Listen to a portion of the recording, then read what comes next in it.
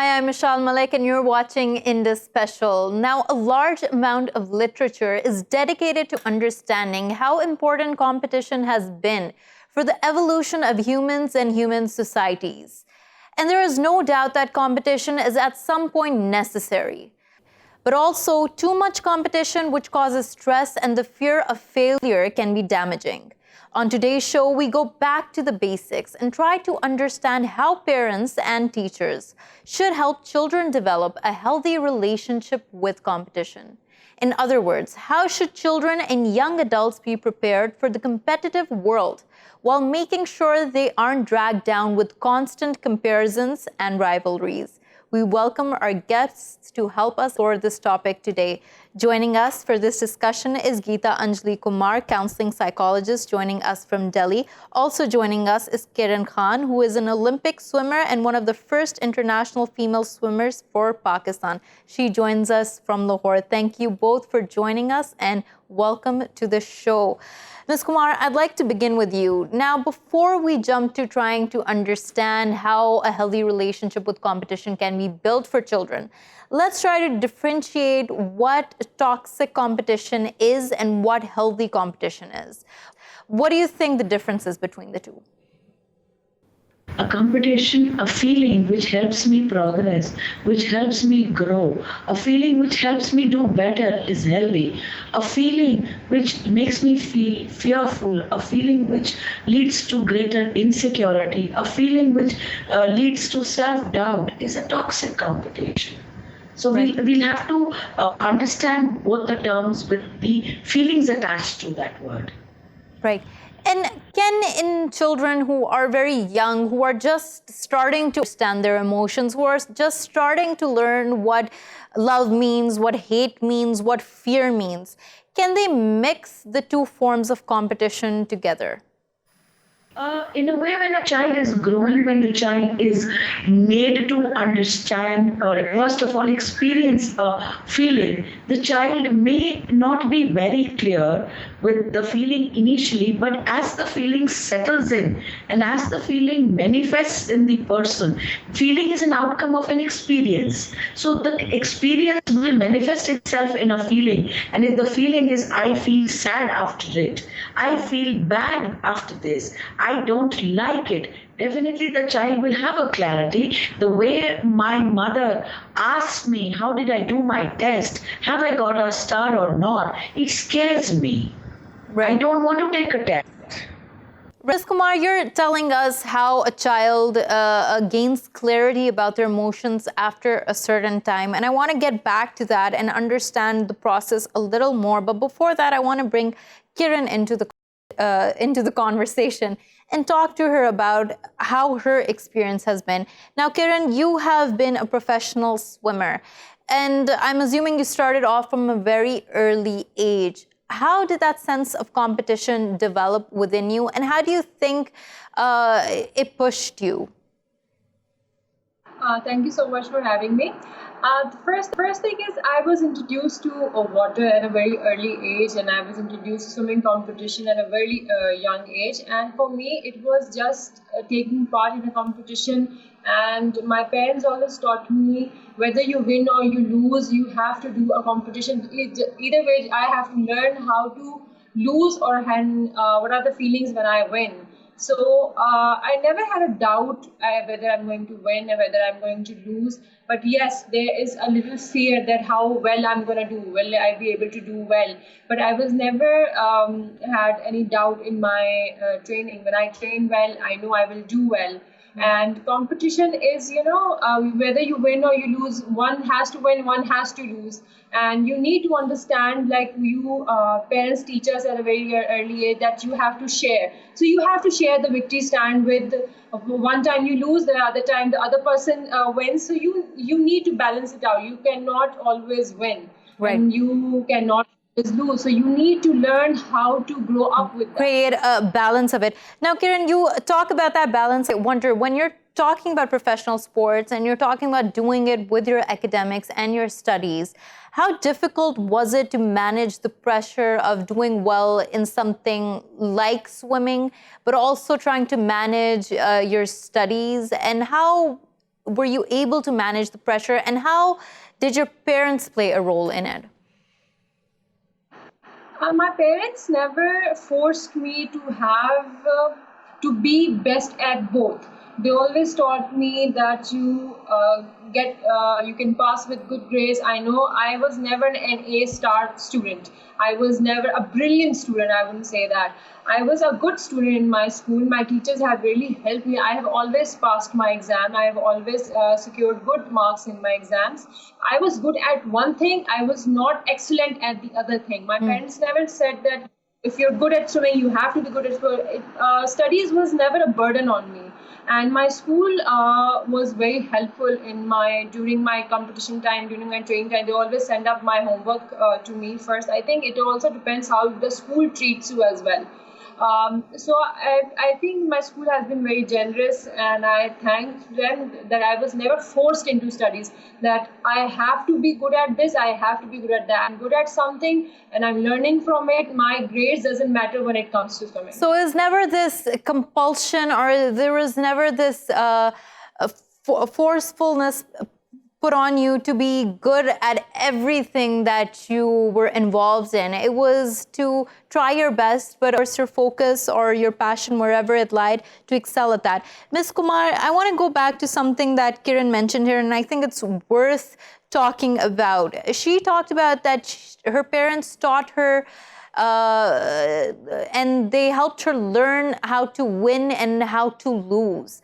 Now, I want to focus on the losing part. How can parents help their children tackle and cope with losing, and from a very early age onwards?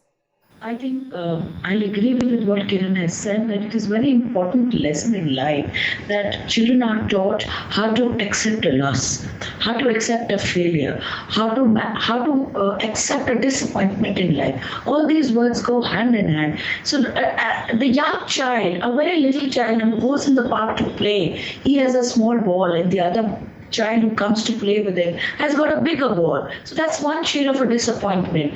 So how does he handle that? Is he okay with the small ball? Can he still be friends with the boy who's got a bigger ball? The lessons start from here. So children, when they are in school and when the parents are preparing them for learnings for school, every child will not be at his best performance every day. The parents will help the child to learn. The child is learning to learn. The child is not always learning to perform or to excel to the top position. So can it be okay if I don't get A+ every day? So what is the body language of the parent when the child comes home and shows his notebook, which doesn't have an A+, it has a B+.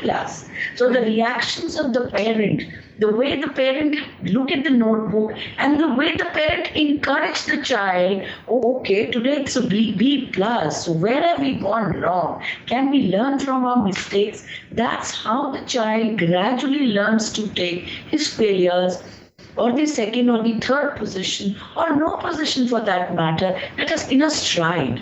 Right. Ms. Kumar, sorry to interrupt here, but this is an issue that is frequently seen. I'm sure parents deal with it on a regular basis, and those people who aren't parents often witness it, whether it's children who are playing board games or involved in any other sport. If they do not win, they throw a tantrum, they throw a fit, they will cry, they will scream, until the parent rewards them with some sort of a present or something, until the child finally settles down. Now, in that during that time when the child is throwing a tantrum, what do you think should be done by the parent? See, why is the child throwing a tantrum? Because we are helping the child develop a sense of entitlement. I remember when I was young and we used to go for birthday parties, we used to have games. In that game, only the winner used to get a prize. Now, the host mother will have prizes for every child. So we are trying to dilute the stardom of one person. We are trying to make every child feel a star. Yes, it is true. But we got to teach our children to accept that we are all stars, but the different shades of brilliance. We are not alike in our brilliance. Can we accept and celebrate the diversity of brilliance amongst each other? Secondly, when a child, as a sports person, wins a sports, Yes, the child has performed well in the play field, but the winning of the child is a collaborative effort which is coming from the coach side, which is coming from his practice, which is coming from his dedication and commitment and support of his parents, his sibling. So the winning needs to have an adding impact on the child. When the child stands on the board and takes the gold medal, the child or the sports person Ms. Kumar, you make a very, very important point that I never thought of it this way, that teaching a child that you cannot win at everything is also teaching them about diversity, telling them that different people are good at different things, they are made to do different things. Kiran, on that point, I do want to know from your angle too, what did competition teach you in life? How did it help you? How did it change your outlook on other things in life? You know, winning is something, it cannot happen every day. It cannot happen in every game. So you need to learn that one day is going to be a good day and the other day is not going to be a winning day. So in life, it has taught me how to balance it out. I know my weaknesses. When you lose, you know your weaknesses. You know that what end were you bad at. You find out that what made was my training lacking. You know, when you lose, you kind of, it's a huge area that you can work on, and when you win, you actually don't see that you were bad at something, but it could be your luck that you won. So losing at times had made me realize that I need to work on my training. Maybe I need to work on my swimming sessions, and maybe I need to work on myself maybe I need to go and sit with the psychologist and sort it out that when my brain is overdoing or so. So it's a mix of everything. And everyday life, it changes me because I know there's going to be competition. I need to be better than everybody else. And there's going to be only one winner. So people only remember the winner. So you need to make sure that whenever you stand for the competition, you make the best out of it. So I need to make the best out of myself. As a person, as a human being, as an athlete, I need to present myself perfect in front of the audience. And when I win or when I lose, I still have to be perfect. I cannot be somebody, if I lose, I throw away my stuff, I break my stuff and leave the court and never return. It's a life lesson. You have to return to the court and you have to return to the swimming arena and you have to compete over and over again until you reach the point where you want to, what you want to achieve. So it's a circle of life that you lose, you win, and you need to learn to go along with it. Right. And you're highlighting here another very interesting point, how losing also taught you discipline in life, how that you must still return to the playing field, you must still go back to doing something and work at it.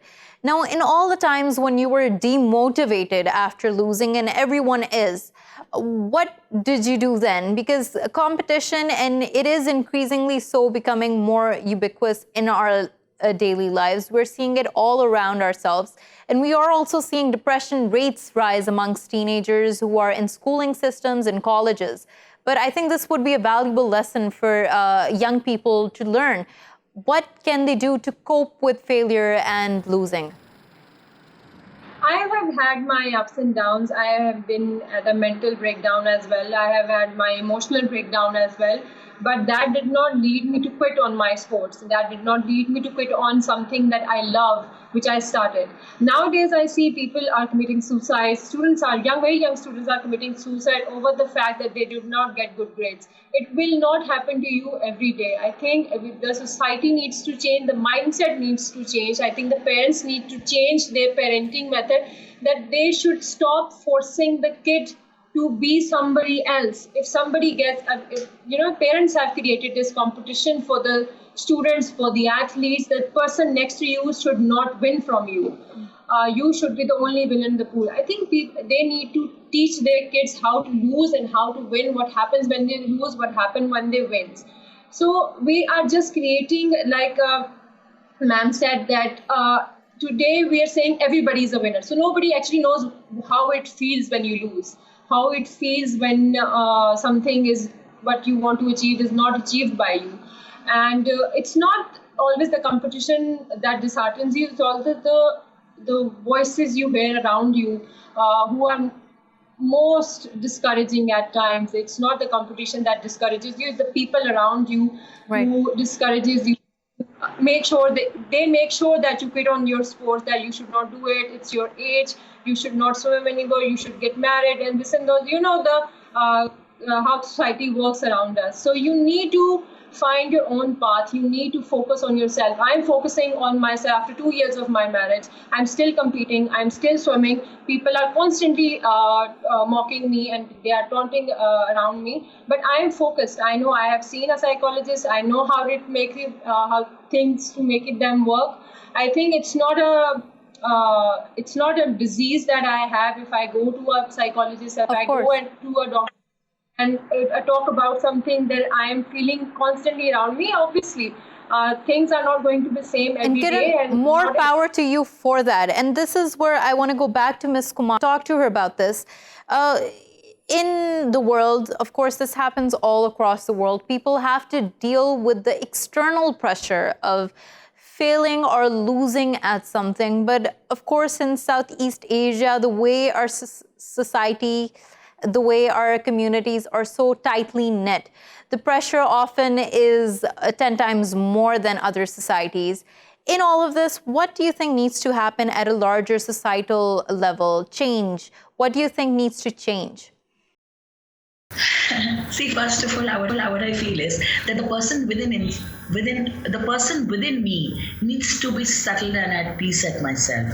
I need to be highly self-aware and with a higher capacity to accept myself as I am. Higher my sense of self-esteem, I will not be affected. I'll be lesser affected by the voices around me. And if I am trained to not to listen to those voices which belittle me, which hurt me, which cause me pain, वो कहते हैं ना, या मैं जीतता हूँ या मैं सीखता हूँ, मैं हारता नहीं हूँ. If this lesson can go into the child's mind when the child is very young, when the child is picking up those little lessons of life, and the very little thing which the child can be taught is to compliment people, to appreciate people. If you learn to do this, you can appreciate other beautiful things, attributes of others. You can accept others with their shades of beauty. So winning and losing becomes easier in life. Yes, I need to perform my best. I need to give my best. This is how the children need to be encouraged to prepare, whether it's a school competition, whether it's a sports competition. Now we're joined by Matthias Doepke, professor of economics at Northwestern University and co-author of the book Love, Money and Parenting, joining us from Chicago. Thank you so much, Matthias, for joining us and welcome to this show. Now, your book talks about how parenting varies from different countries and cultures based on the economic conditions. It's fascinating work. But in relation to how parents place children in competitive situations, give us a sense of how the pressure varies from, let's say, countries which might be more economically unstable than others.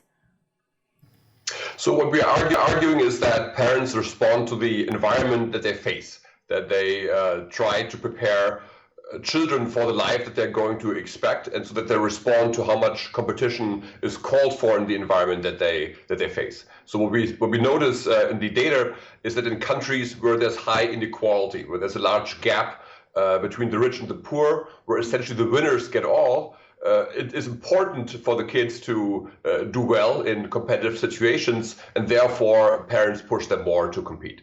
And so the general pattern that we observe is that higher inequality leads to more competitive, more intensive parenting. Right. So you might argue that an unstable, yes. Mm-hmm. Right. And now just from that, you're saying that in these inequality societies, parents are more likely to push their children in greater competition and force them to be more competitive. But I'm just wondering here now, even in unequal societies, you will have children belonging to elite backgrounds from upper middle classes. Do you see a difference there? We see a large difference because if you look across parents from the upper middle class versus parents with less means. You see a lot of difference in the ability to even engage in this intensive parenting. That to some extent is a matter of money, because we see, for example, that intensive parenting is associated with private schools, with expensive private schools, with extracurricular programs that might also be expensive, but it also takes time. You have to have the time to really engage with your kids in this intensive manner. If you're pressed for money and maybe have to take 2 jobs just to get by, of course, it's going to be so much harder to engage in that intensive parenting style. Right. Now, all across the world, we are seeing more volatile economic conditions and also socio-political conditions. Are you seeing any new trends emerging in the world of parenting? So we think that the volatility is ultimately related to the inequality. Volatility means that there can be change not just between the rich and the poor in general, but also over time. And if there's this high uncertainty, for example, uncertainty in terms of the political situation, but also the economic situation, if there's a high probability of job loss, for example, again, it matters even more to be prepared in the best possible way. If some part of the population is going to be hit by a bad shock, you don't want your own family to be part of that. And so the pressure to ensure the best possible situation for your own family becomes higher again. Right. Now, your book talks about money and parenting, but it also talks about the love element. I wonder, in all of this, where does that fit when parents are pushing their children towards achieving the best they can in more competitive environments? Where does the love factor fit in all of this? So I think the love factor, in fact, fits into all of it, because the parents do this because they care about their children. It's not that the parents love competition per se, it's they want their kids to do well. And so that's where it comes from. But we could also see it that if we're in a situation where inequality is lower, that parents really do like to give more freedom to their kids. That in low inequality situations, that parents actually do not press so hard. So you can see that if they were able to, if the environment makes it possible, parents actually do like to be more permissive and to give more freedom to their children. It's just that in today's times, they often feel they can't afford to do that. Right. Now, Matthias, talking about something that the millennial generation is often stereotyped as being the trophy generation, that they have been coddled, they have been gotten a trophy just for participating, and that has groomed them, that has made them into a certain way. Do you feel like that stereotype holds true, especially in your research? And if you feel like it held true, did you notice any reasons for why this type of parenting came out into being? Yes, so it is certainly true that parenting has become more supportive in some ways, that you try to encourage children, and and there is this thing of giving awards for many things these days. But I actually also think that children do see through that. They understand what the real competition is. If there's testing, they do know what's real and what's not. And the overall pattern has been, even though there is more emotional support towards more competition, and we see very clear consequences from this, for example, in mental health and depression. In a number of countries around the world, we have seen rising rates of teenage depression and anxiety. That, of course, is closely related to this increase in competitive environment. Right. Matthias, now, another factor that I do want to bring in all of this is also the cultural aspect. Are there any noticeable cultural factors that you felt were very prominent in for why certain parents acted in a certain way, especially in relation to competition, preparing children for a certain life ahead? In general, I would say that the cultural aspect has turned out to be less important than we imagined. We initially thought that, for example, the large differences in parenting between China and, say, Sweden are mostly cultural. And after the research, we realized that a lot of this was actually economic. But it doesn't mean that culture doesn't matter at all. One example, for example, that is important is religion. We do see large differences in parenting between more religious and less religious parents, which of course has a very strong cultural component. So it does matter, but at the end of the day, the economic environment is really what drives parenting the most in our world today. Right. Just a last question to you before I let you go, Matthias. Now, we're seeing a more divisive world. There is greater and greater polarization, whether we're talking about politics or any other social issue. What do you think that's linked to? Do you think that's linked to something deeper that's perhaps attributed to an economic factor or something that has evolved into what we're seeing today? I think the economic factors are again important because this rise in inequality has led to a situation where parents from different backgrounds don't feel that their kids have the same opportunities. There is a world that is just for the ones in the right conditions, that have already the right connections, that's not accessible to other ones. And a certain frustration sets in that I think leads to also political polarization. And we can see this very clearly in the United States, where inequality has gone down, mobility has been declining, and so there is no longer this same sense of equal opportunity that was really very characteristic just a few decades ago. Right. On that point, thank you, Mr. Matthias Doepke, Ms. Geetanjali Kumar from Delhi, and thank you, Kiran Khan, for joining us from Lahore. We're going to take a short break. When we return, we're going to continue our discussion. Stay with us.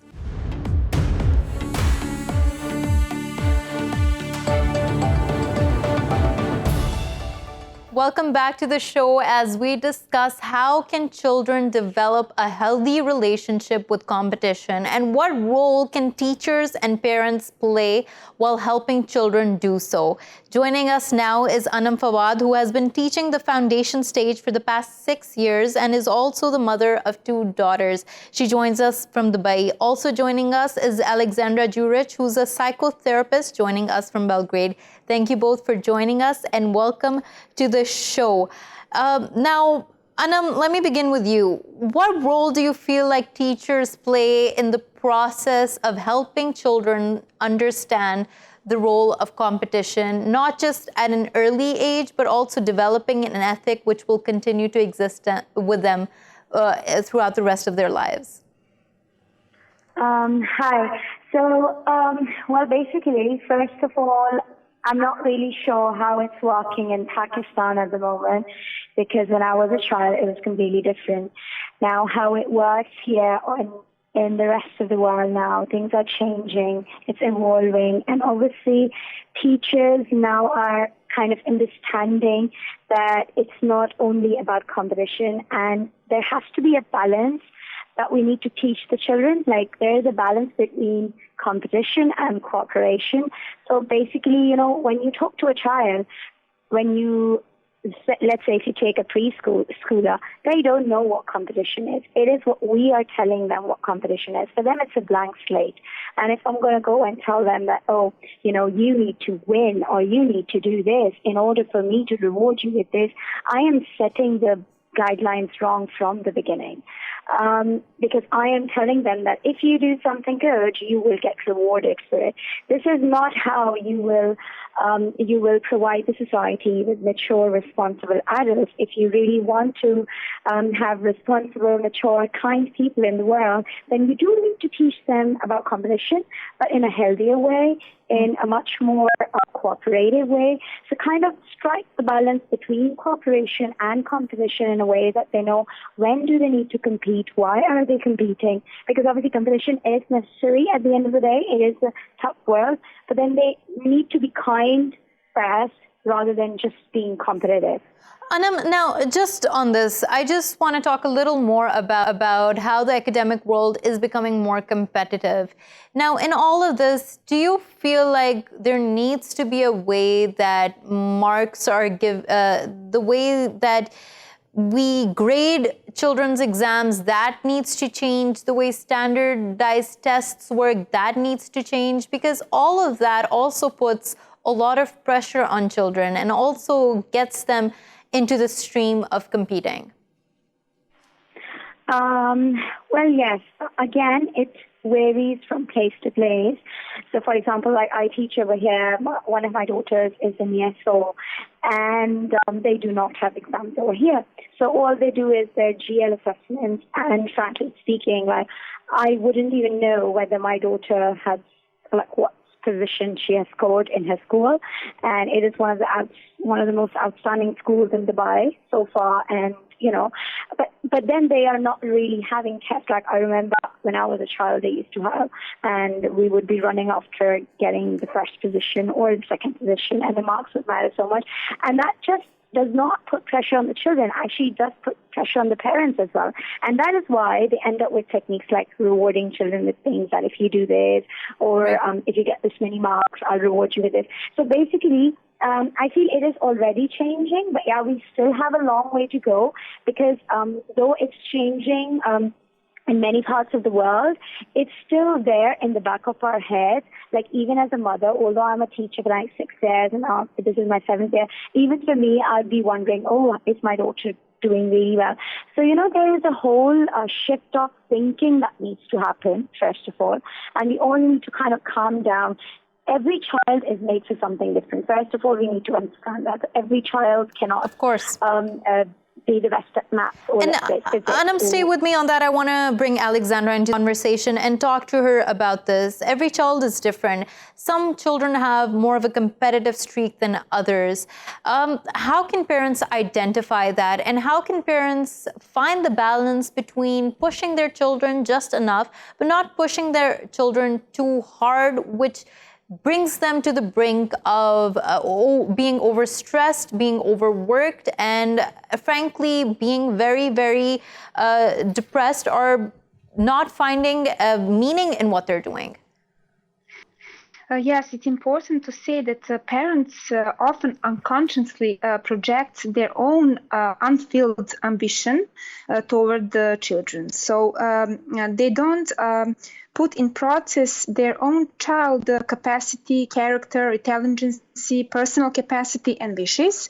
They just project their own ambitions. So if those ambitions of those parents and capacity and personal wishes of the child are not in the same level, that can create negative self-image and a set of negative emotions, which can in later development have a really negative effect on child's self-image. So it's really important to to know your own child, to know what is individual capacity and what is wishes of your child. Maybe some children are good in mathematics, some other children are good in art. So that internal capacity is really individual. So parents must put that in consideration.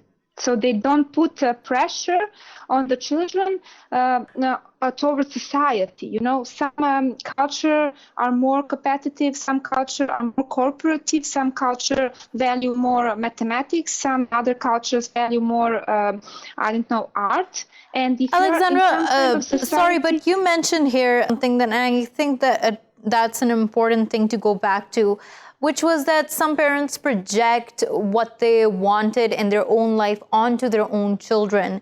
Now, in all of this, you mentioned the word subconsciously. How can parents become more self-aware of how they are treating their children, of how they are raising their children, and how much pressure they're putting on their children?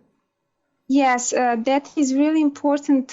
They must ask themselves, are those, what I'm saying to my children, are those my wishes? Are those something that I didn't accomplish in my life? So now I want my child to put that pressure on my child, or is that something that my child wants? We must talk to our children. We must know our children very well. They are really separate human beings than us. They are beings for themselves. They are not us. Right. That's a very important point that you're making there. And now, hearing all of what Aleksandra is saying, do you feel like you can relate to any of this? And when you're raising your daughters, do you feel like you ever fear projecting any of your own ambitions onto them? Or how do you try to prevent that from happening as a parent? Yeah, so for example, I can quote as a teacher or as a mother both. Like children, like Aleksandra said, first of all, they're different. All of them are different. Even my 2 daughters are very different from each other. So even if I do not compare my daughter to myself, or I want to reflect something that I wanted to do in her, I would subconsciously compare the two. That my elder one is a teacher pleaser, is a people pleaser, but she does it subconsciously, whereas my younger one is completely different. But then my role comes in as a parent to identify that they're both different and not tell my younger one that, see, you need to be like your elder sister. Because I saw this when I was little. I was the elder one in the house, and my brothers would always get compared to me, and that was not fair because they had different personalities. And now I can see that, so I never put pressure on my younger one, and I'm like, she is a different character. She likes playing, she is more sporty, the other one is more into books, and I cannot put, I cannot just make them the same because Allah has made them that way. And that's the beauty of children, that they are beautiful, they are different, they are unique. And we need to celebrate their strengths. So even like if you want to teach your children competition, first of all, you need to know that what are their strengths, and so that you can build on their strengths rather than trying and pushing them in areas where they're weak.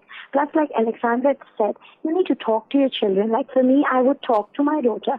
Do you really want to do this? Like I see parents, they would put their children in 5 different activities throughout the week. So every day after school, one day they'll be going drama, one day they're going for music, one day they're going for a sports lesson, swimming, da-da-da-da-da.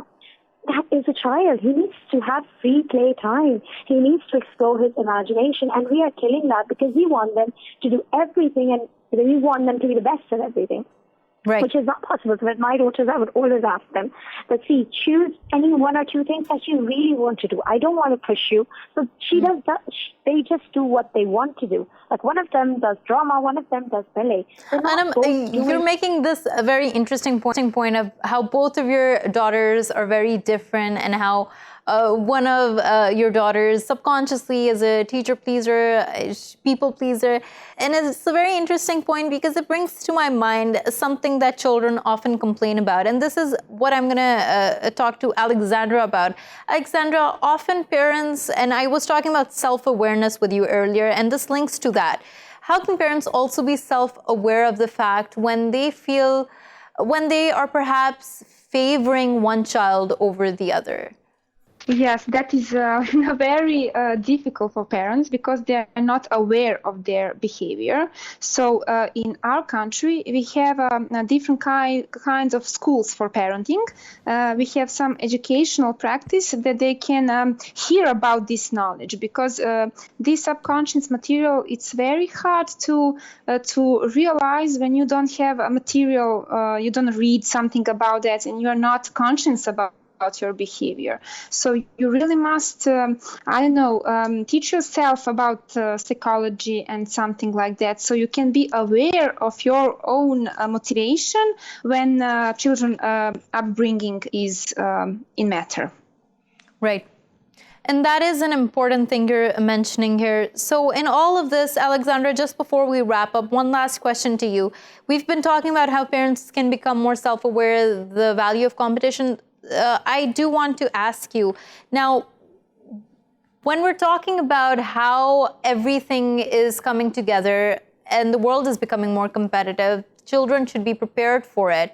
Can you also give us some statistics and figures in how when children are pushed into certain roles or certain professions in which they don't want to go into, what does their mental health become like? What happens to their physical and mental health? Yes, in cooperative countries, it's a mental health issue. It's very important because lately we have some statistics that lots of people are on antidepressives and lots of people are consuming some alcohol and other things that can help them in autodestructive ways so they can relieve themselves from stress.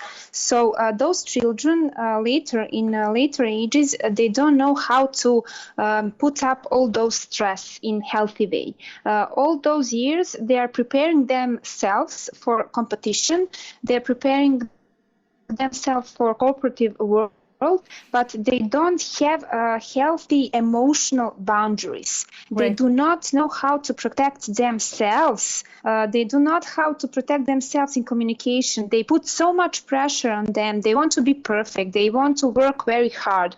So that is really, really emotionally stressed, and they don't know how to protect themselves from that. Aleksandra, we're running out of time, but the points you've left us with are valuable and are thought-provoking. That competition of course, is important, and we've discussed that throughout the show, how it has many benefits and how it teaches you about diversity, how it teaches you about discipline. But if you push someone too hard, it also can become a challenge.